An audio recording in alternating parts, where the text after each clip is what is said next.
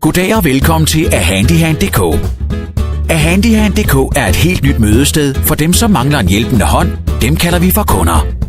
Ahandyhand.dk er også for dem, der har tid, evner og lyst til at løse opgaverne og gerne vil tilbyde deres arbejdskraft. Dem kalder vi for kandidater. Kandidaternes opgave er at hjælpe kunderne med praktiske opgaver og gøre dem glade. Du kan sammenligne ahandyhand.dk med opslagstavlen i dit supermarked, bare i en meget større og elektronisk udgave og meget mere overskuelig og lige til at bruge. Du kan komme i kontakt med mange flere mennesker i hele Danmark. Wow! Ahandyhand.dk er ikke et alternativ til det etablerede arbejdsmarked, men et supplement, som en formidlingstjeneste, hvor dem, der ønsker at få hjælp til en opgave, og dem, der ønsker at tjene ekstra penge på at løse disse opgaver, kan mødes.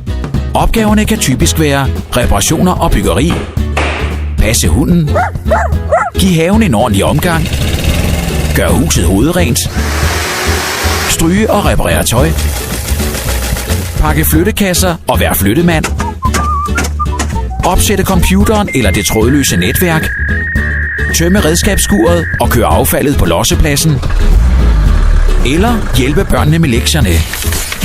Kunderne kan være travle børnefamilier, folk med hænderne skruet lidt forkert på, Nej, jeg kan ikke! eller andre, som ikke selv har tid, overskud eller kræfter til at løse praktiske opgaver i hjemmet eller i haven.